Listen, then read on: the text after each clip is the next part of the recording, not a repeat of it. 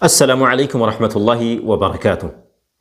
ہم آئے دن سنتے رہتے ہیں کہ فلاں کے اوپر شیطان حاوی ہو گیا ہے، فلاں کو شیطان نے قبضے میں کر لیا ہے، اسے نظر بد لگ گئی ہے، کسی نے جادو کر دیا ہے، گھر کے اندر برکت نہیں ہے۔ ان ساری چیزوں کی وجہ کیا ہے جاننے کی کوشش کی ہے؟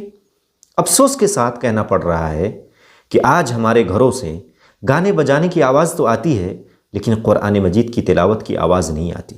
یہی سبب ہے کہ ہمارے گھروں سے برکت ختم ہو رہی ہے۔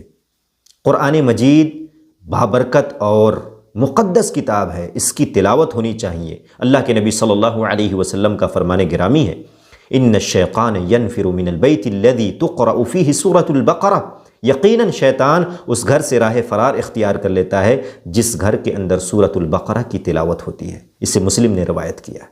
میرے بھائیوں، قرآن مجید پڑھنے کی عادت ڈالیے۔